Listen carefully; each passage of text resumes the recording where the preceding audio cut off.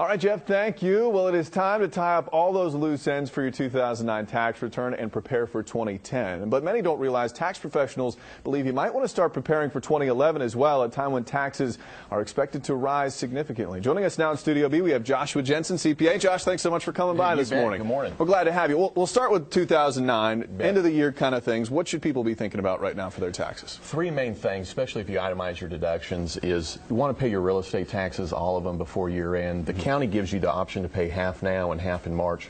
I tell my clients to pay all of it now, get that deduction. Get your estimated state taxes paid before year end, you get to deduct those. If you got year end charitable contributions, get those made before year end. If you have some medical expenses that are incurred and you still owe to the hospital, get those paid. They have to exceed a certain amount of your income.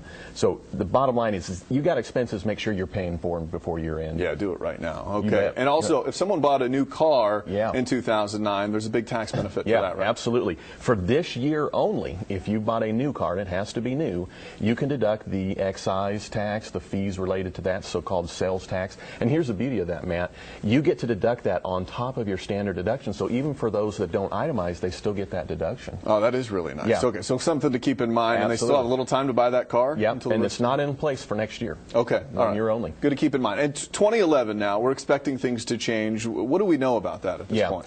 Well, to be honest with you, in certainty, we don't know. We just know that the White House has announced that the rates are going up. And I'm estimating that about 50% of all Americans, or all taxpayers, are going to be hit in some way, shape, or form. So there's two main things that I think you would want to keep in mind is that in 2011, they are saying the capital gain rates are going to go up. Currently, they're at 15%.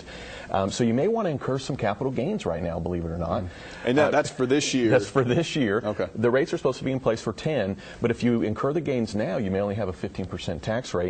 Whereas in the future you sell it, you may have 25, 28. Here's the beauty of this though. Right now, if you're in the regular 10 or 15% tax bracket, your tax rate is 0 on capital gains. So it may be a really good time if you have them. Yeah. The other thing is if you have losses, capture them now, harvest them so that when you sell something in 2011, you've got losses to offset that at the higher rate. All right, that makes sense. So in 2011, it's expected to impact Americans making like over 250 grand a year, right? But does it still trickle down to the average person? Yeah, it still trickles down because the thing you have to keep in mind is that for all of the lower brackets, they're going to probably go up maybe 1 or 2%, the 25 maybe a 28, 28 to 30.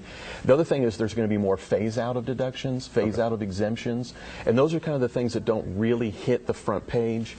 So that's why you want to keep in mind to take deductions now, maybe push income into the right year. What's the best way for somebody to pay attention since all this stuff is still happening for 2011? How does a normal person know? Yeah, I tell you what, just focus in on Fox, okay? Listen in, right? Pay attention to the news, you know, Yahoo, but I'll tell you the biggest thing is to make sure that you've got a tax professional that's keeping an eye on this, that's proactive, telling you about what's to come, newsletters and things like that. I mean, that's primarily what I do with my clients is trying to keep them ahead of the curve. All right, Josh Jensen, thanks for keeping us ahead of the curve. We appreciate it, man. And we're going to link up Josh's website to ours. That way, if you have a tax question, you can head over to him. That's okcfox.com. Thank you, sir. We appreciate it. Thank you.